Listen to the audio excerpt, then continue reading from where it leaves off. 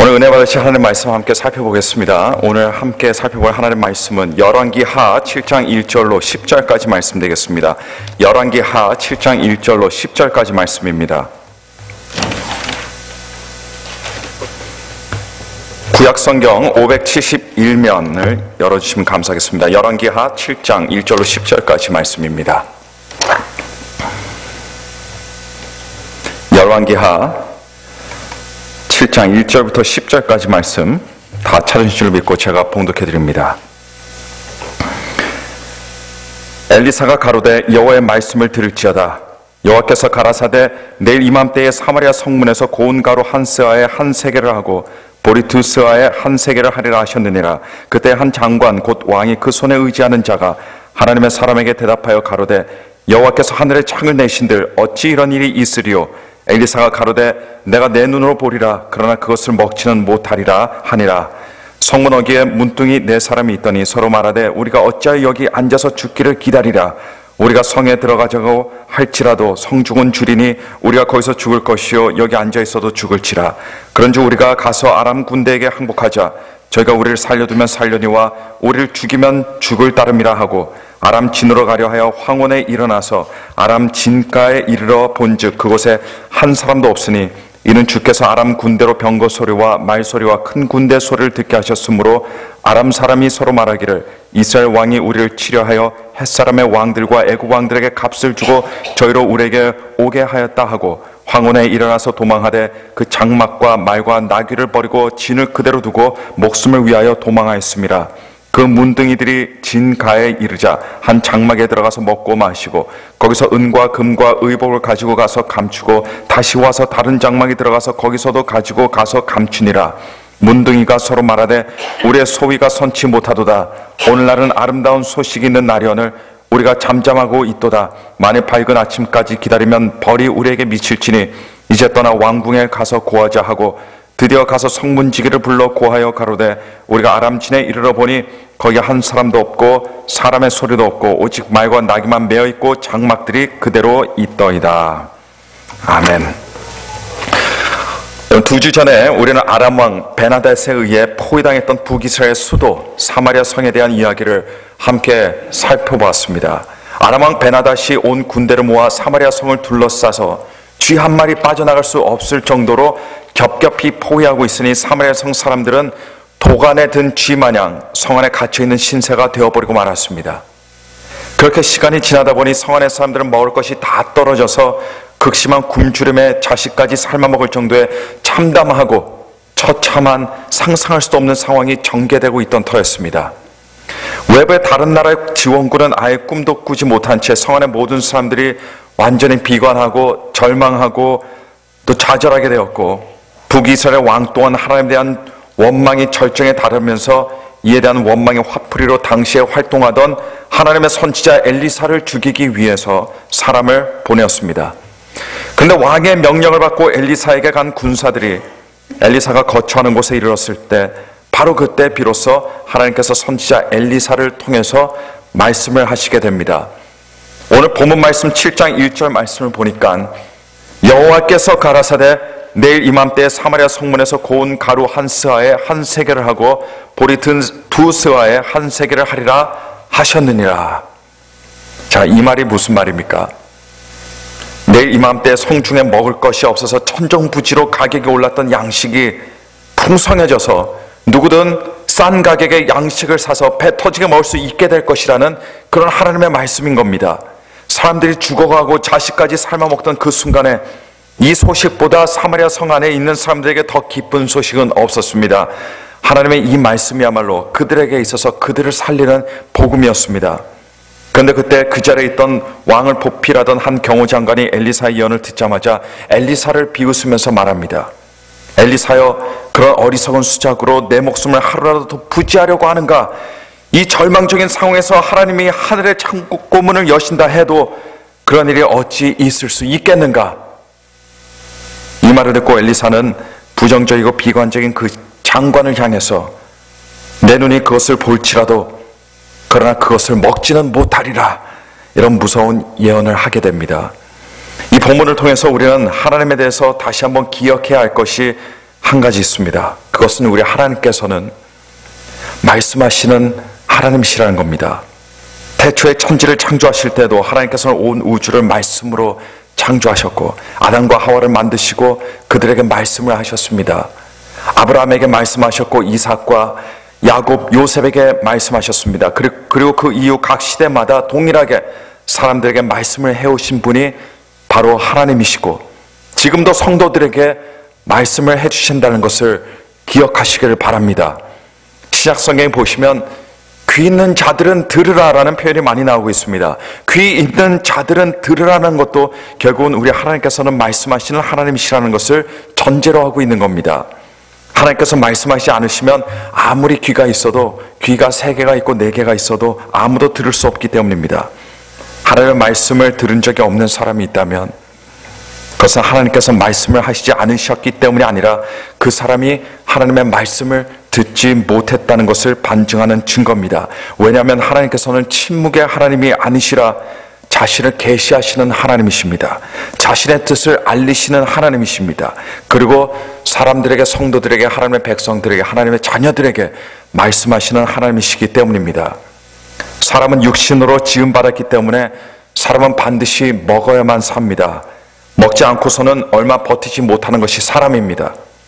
사마리아 성 사람들이 아람 군대에 의해 둘러싸여 있을 때 그들이 굶주리게 되자 완전히 좌절하고 절망하게 되었는데 이 사건은 사람에게 있어서 음식이 얼마나 중요한지를 단적으로 보여주고 있는 신뢰라고 할 수 있습니다. 하지만 오늘 본문 말씀은 먹는 음식보다도 더 중요한 것이 있다는 것을 말해주고 있는데요. 그것이 바로 하나님의 말씀이라고 하는 사실입니다. 비록 사마리아 성 사람들이 심하게 굶주리는 상황에 처해 있었지만 그들에게 있어서 더 심각한 것은 그들에게 하나님의 말씀이 없었다는 것이었습니다. 모든 사람들이 굶주린 배를 잡고 먹을 것을 찾았지만 그러나 그들 중에 하나님의 말씀을 찾던 사람들은 아무도 없었습니다. 왕도 마찬가지였습니다. 그도 결국은 식량을 구했기 때문에 좌절했습니다. 그리고 하나님을 원망하고 하나님의 선지자까지 죽이려고 한 겁니다. 그가 만약에 식량보다도 하나님의 말씀을 구하고 찾았다면 그가 엘리사를 죽이기 위해서 군사들을 보내지 않았을 겁니다. 대신 하나님의 말씀을 듣기 위해 자신이 직접 엘리사에게 찾아 나갔을 겁니다. 이스라엘 첫 왕이 세워지기 전의 시대를 우리는 흔히 사사시대라고 부릅니다. 그런데 이 사사시대는 참 암울한 시대였습니다. 캄캄한 시대였습니다. 외부 민족들의 침략들이 많아서 평안한 날들이 별로 많지 않았습니다. 하지만 사사시대가 암울했던 결정적인 이유는 타민족의 노략과 침략 때문이 아니라 바로 그 시대는 하나님의 말씀이 희귀했기 때문이었습니다. 사사시대의 마지막 때가 기록된 사무엘상 3장 1절 말씀을 보니까 이렇게 기록합니다. 아이 사무엘이 엘리 앞에서 여호와를 섬길 때는 여호와의 말씀이 희귀하여 이상이 흔히 보이지 않았더라. 이것이 바로 당시의 영적인 시대상을 보여주고 있습니다. 여기서 하나님의 말씀이 희귀했다는 것은 하나님께서 말씀을 하시지 않으셨기 때문이 아니라 이 시대에 하나님을 전심으로 따르는 사람이 없었고 하나님의 말씀에 귀를 기울이는 사람이 없어 모두가 자기 소견에 보기 좋은 대로만 살다 보니 아무도 하나님의 말씀을 듣지 못했다는 것을 표현해주는 구절이라고 할 수가 있겠습니다. 우리 삶에 아무리 문제가 없고 모든 것이 순탄하고 계획대로 풀린다 하더라도 그러나 하나님의 말씀을 듣지 못하는 그런 기간이라면 그 기간은 우리의 인생에 있어서 사실은 가장 암울한 시기가 됩니다. 영적으로는 칠흑처럼 캄캄한 불행의 시기가 될 수밖에 없습니다. 왜냐하면 사람의 육신은 음식이 없으면 죽지만 그러나 우리 인간의 존재는 우리 마음에 있는 하나님의 사랑은 하나님의 말씀이 없으면 반드시 시들어져 가고 죽게 되어 있기 때문입니다. 반대로 삶이 아무리 어렵고 고난과 고통이 있다 할지라도 편한 날이 없다 할지라도 그러나 하나님의 말씀만 들을 수 있다면 바로 그 시간, 그때가 여러분 무한한 소망의 시간이요 사랑의 시간이고 축복의 시간이 될 수 있다는 것을 믿으시기를 바랍니다. 구약시대 하나님께서 선지자들을 통해 말씀하셨고 신약시대 초기에는 예수 그리스도께서 말씀이 육신이 되어 이 세상에 오셔서 직접 말씀해 주셨습니다. 그리고 예수님의 부활 승천 이후 오늘날까지 그리고 예수님께서 다시 오실 그날까지 성령께서 교회에 강림하셔서 성도들에게 말씀을 하십니다. 그래서 요한계시록에 보시게 되면 성령이 교회들에게 하시는 말씀을 들을지어다라고 반복해서 권고하고 있는 모습을 우리는 볼 수가 있습니다. 우리는 주변에서 하나님과 동행하는 삶을 살아야 한다는 말을 참 귀에 딱지가 않도록 많이 들어왔습니다. 하지만 사람들은 하나님과 동행해야 하는 것은 알지만 그 방법을 잘 모릅니다. 오늘 시간 그 방법을 말씀드립니다. 하나님과의 동행의 삶의 시작은 우리가 하나님의 말씀을 듣고 그 말씀을 사모하고 그 말씀에 따라 인도를 받을 때부터 시작된다는 것을 기억하시기를 바랍니다. 이 세상에 그 누구도 하나님의 말씀을 듣지 않고서는 전진하고 진보하고 영적으로 이기고 승리하는 그런 역동적인 신앙생활을 아무도 살아갈 수 없다는 것을 믿으시길 바랍니다. 사방팔방 아람군에게 포위되었던 무너지기 일보 직전인 사마리아 성에 하나님의 음성이, 하나님의 목소리가, 하나님의 말씀이 들리기 시작했습니다. 그리고 오늘 본문 이야기의 흐름은 하나님의 말씀이 엘리사 선지자를 통해 선포될 때 비로소 완전히 바뀌게 된다는 것을 주목하시길 바랍니다. 좌절과 절망과 낭패와 처참한 실패 앞에 어떤 말이 나옵니까? 여호와께서 가라사대, 여호와께서 가라사대. 이 표현 하나로 모든 것들이 달라지기 시작한 겁니다. 왜냐하면 인간에게 있어서 하나님의 말씀만이 참된 소망이기 때문입니다.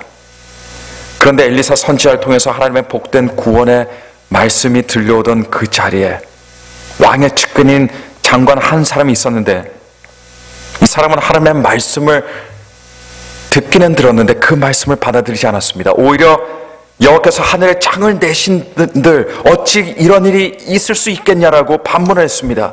그 말씀을 듣기를 거부한 겁니다. 하지만 그 다음날 기적적인 방법으로 하나님께서 아람 군사를 물리시고 아람 군사가 가지고 있던 식량을 사마리아 성 사람들에게 부치심으로 그들의 식량이 풍성해지게 되었는데, 그때 하나님의 말씀을 부인했던 그 왕의 경호 장관은 성문을 지키고 있다가 백성들이 양식을 얻기 위해서 성 바깥으로 파도처럼 밀려나갈 때 무참하게 밟혀 죽는 일이 일어나고 말았습니다. 이로써 내 눈이 그것을 볼지라도 그것을 먹지는 못하리라라는 엘리사의 예언이 그대로 성취되게 된 겁니다. 이 사건이 오늘날 우리에게 가르쳐주는 중요한 진리가 있습니다. 이 사건을 통해서 하나님의 음성을 들으시길 바랍니다. 하나님의 말씀이 우리에게 주어질 때 우리는 바로 그때 그 말씀을 믿어야 한다는 것입니다. 하나님을 믿는 사람은 어떤 사람입니까? 하나님의 말씀을 믿는 사람입니다. 거꾸로 하나님의 말씀을 믿는 사람은 하나님을 믿는 사람입니다.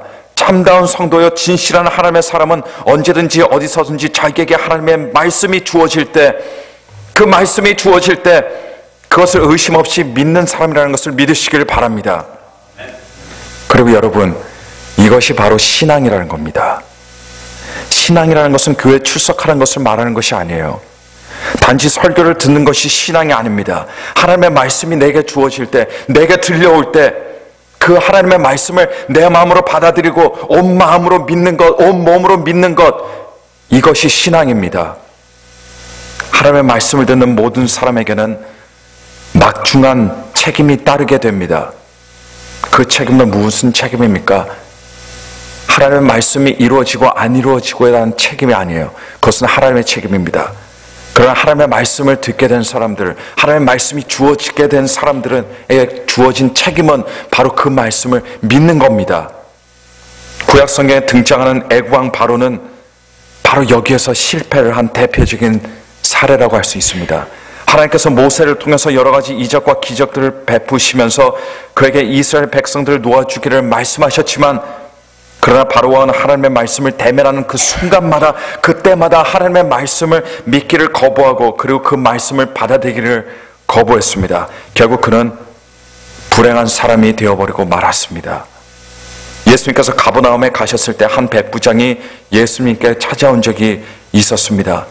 이 사람이 한 번도 예수님을 만나본 적도 없었지만 예수님께 나와서는 주여, 내 하인이 중풍병으로 집에 누워 몹시 괴로워하나이다, 이를 고쳐주십시오, 이렇게 간구하게 됩니다. 이에 예수님께서 내가 가서 고쳐주리라 이렇게 말씀하시고 백부장의 집으로 향하시려고 하는데, 이때 백부장이 이렇게 말합니다. 주여, 내 집에 들어오심을 감당치 못하겠사오니 다만 말씀으로만 하옵소서. 그러면 내 하인이 낫겠사옵나이다. 나도 남의 수하에 있는 사람이요 내 아래도 군사가 있으니 이더러 가라 하면 가고 저더러 오라 하면 오고 내 종더러 이것을 하라 하면 하나이다. 백부장은 예수님께서 자신의 집에 들어오실 필요도 없이 그저 말씀만 하시면 그 말씀이 이루어질 것이라는 믿음을 가지고 있었고, 예수님께서는 백부장의 이 믿음을 보시고 얼마나 감탄하셨던지 둘러선 무리를 돌아보시면서 내가 진실로 너에게 이르노니 이스라엘 중 아무에게서도 이러한 만남을 만나본 적이 없었느니라라고 백부장의 믿음을 극찬해 주셨습니다. 그리고 백부장에게 어떤 말씀해 주십니까? 가라, 내 믿은 대로 될지어다. 그리고 이 말씀이 선포되는 그 순간 즉시 백부장의 하인이 치료되는 놀라운 기적과 역사가 일어나게 되었습니다. 하나님의 말씀이 들릴 때, 하나님의 말씀이 주어질 때, 하나님께서 자신을 계시하시고 자신의 뜻을 알리실 때 사람들은 망설이는 경우들이 참 많습니다. 아직 마음이 열리지 않아서, 아직 때가 된 것 같지 않아서, 아직 100% 확신이 없어서 하나님의 말씀을 듣고도 묵묵부답 반응을 하지 않습니다. 하지만 하나님께서 말씀하실 때 하나님께서는 반드시 그 말씀을 듣는 사람으로 하여금 무엇인가를 요구한다는 것을 우리는 알아야 합니다. 하나님께서 요구하시는 것이 무엇입니까? 그것은 하나님의 말씀을 듣자마자 그 말씀을 믿고 그리고 믿음으로 응답하는 것, 이것 하나뿐입니다. 로마서 1장 17절에 복음에는 하나님의 의가 나타나서 믿음으로 믿음에 이르게 하나니 기록된 바 오직 의인은 믿음으로 말미암아 살리라 함과 같으니라 라고 이렇게 말하고 있습니다. 하나님의 말씀에, 예수 그리스도의 복음에 믿음으로 반응하고 믿음으로 살아가는 믿음의 사람들이 되시기를 오늘 시간 간절히 축원합니다. 아람군이 사마리아 성을 겹겹이 둘러싸 포위하고 있는 이 사건에서 왕의 측근이었던 한 장관의 부정적인 예를 통해서 믿음과 관련된 한 가지 중요한 진리를 배울 수 있었다면, 이번에는 그 똑같은 시간에 성 안의 다른 모든 사람들과 똑같은 위험하고 위급한 운명에 처해져 있던 4명의 문둥병자들의 예를 통해서 행함에 대한 진리 한 가지를 우리는 배울 수가 있습니다. 성 안의 모든 사람들이 꿈을 잃고 소망을 잃고 아무것도 하지 못하고 있었을 때 사마리아 성 성문 어귀에 앉아있던 4명의 문둥이들이 있었는데, 이들이 서로 이렇게 말합니다. 우리가 어찌하여 여기 앉아서 죽기를 기다리라. 우리가 성에 들어가자고 할지라도 성중은 줄이니 우리가 거기서 죽을 것이요 여기 앉아있어도 죽을지라. 그런즉 우리가 가서 아람 군대에게 항복하자. 저희가 우리를 살려두면 살려니와 우리를 죽이면 죽을 따름이라. 이 4명의 문둥이들이 이렇게 서로 이야기를 하고 나서, 그리고 그날 황혼에 일어나서 아람군이 진을 치고 있는 곳으로 발길을 향했습니다. 그런데 이 4사람의 문둥이들이 결단을 하고 아람 군영으로 걸어갈 때 그들만 있던 것이 아니었습니다. 하나님께서 그들과 함께 해주셨습니다. 그래서 아람 군대로 가던 이 문둥이들 4명의 발소리가 아람 군사들에게는 그들 향해서 몰려오는 큰 병거 소리와 말소리와 큰 군대 소리로 들리게 되었습니다. 이 소리를 듣고 아람 사람들이 이스라엘 왕이 자기들을 치기 위해서 다른 나라들의 도움을 받아 큰 대군이 이르는 것을 착각하게 되어서 장막과 말과 나귀는 물론이거니와 모든 것들을 그 자리에 다 버려두고 도망쳐버리는 사건이 일어나게 되었습니다. 이 문둥이 4사람이 아람군의 진영에 이르니 이미 다들 도망가 있던 터라 아무도 없고 아람군이 가지고 왔던 모든 군량미와 더불어 다른 물건들이 그대로 남아있는 것을 보게 되었습니다. 이 4명의 문둥이들은 이 광경을 보고서는 그 자리에서 음식물을 실컷 취하고, 그리고 이 기쁘고 도저히 믿기지 않은 좋은 소식을 사마리아 성 안에 있는 사람들 모두에게 전하게 되었고, 이로 인해서 굳게 닫혀져 있던 사마리아 성문이 활짝 열리게 되어 온 백성이 그 성문을 통해 나가서 아람 사람의 진을 노력한 결과 이전보다 식량과 물건들이 더 풍성해지는 역사를 경험하게 되었습니다. 처음에 4명의 문둥병자들은 사마리아 성 안에 있는 사람들과 똑같은 운명에 처해져 있었다는 것을 잊지 마시길 바랍니다. 하지만 문둥병자들이 온 성을 구하고 나라를 구하는 영웅들이 될 수 있었던 이유가 무엇이었습니까? 여러분, 4명의 문둥병자들은 황혼에 일어났다라고 이렇게 성경은 말하고 있습니다. 황혼은 어두워지는 때입니다. 이제 캄캄한 밤의 시작을 알리는 때입니다. 어쩌면 이 황혼이야말로 이스라엘 사람들의 실상을 잘 반영하고 있는 단어라고 저는 그렇게 생각합니다.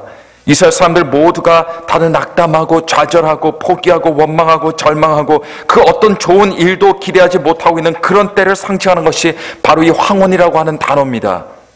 하지만 이런 황혼에 4명의 문둥이들이 일어났습니다.